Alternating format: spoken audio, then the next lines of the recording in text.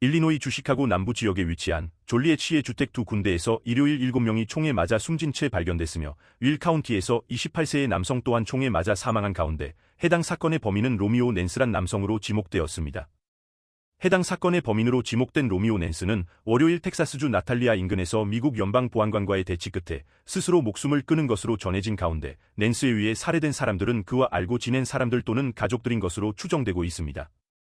졸리엣시의 주택에서 7명이 사망한 총격 사건과 윌 카운티에서 28세의 남성이 총에 맞아 사망한 사건의 범인은 동일인이며 살해 동기는 아직 밝혀지지 않았지만 해당 사건의 자세한 내용은 다음과 같습니다.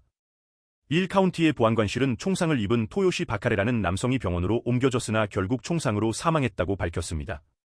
숨진 바카레라는 남성은 나이지리아 출신으로 졸리엣시가 속해 있는 윌 카운티의 페전트런이라는 아파트에서 3년 동안 살아온 것으로 밝혀졌습니다.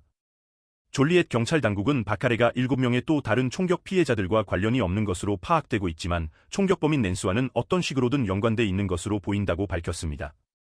바카레가 총에 맞을 당시 낸스의 빨간색 토요타 캠리 자동차가 사건이 발생한 현장에서 목격되었고 윌 카운티 보안관실은 그 차량 소유주인 로미오 낸스를 추적하기 시작했습니다.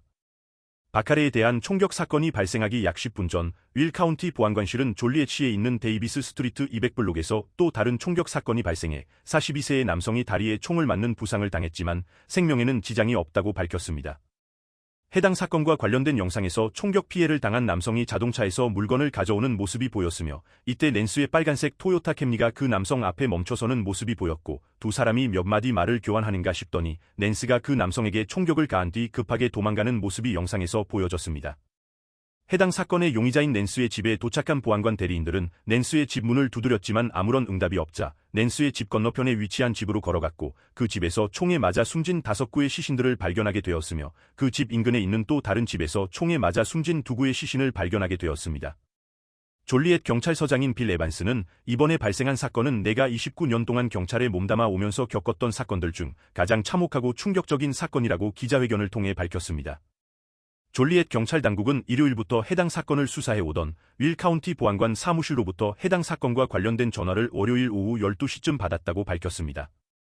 미 연방보안관 측은 텍사스주 나탈리아에 있는 한 주유소에서 월요일 센트럴 시간으로 저녁 8시 30분경 살해 용의자인 로미오 낸스를 발견해 대치하던 중 낸스는 스스로에게 총을 쏴 목숨을 끊었다고 밝혔습니다.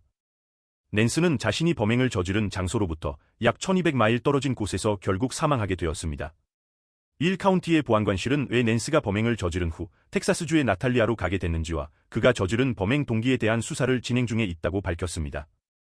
이번 영상에서는 시카고 근교에서 8명을 살해하고 텍사스주의 작은 도시에서 사망한 범죄자에 대해 말씀드렸습니다. 다음에는 새로운 소식을 가지고 다시 찾아뵙겠습니다. 미국의 새로운 소식을 계속 받아보시려면 구독과 좋아요 및 알람 설정 꼭 확인하세요. 감사합니다.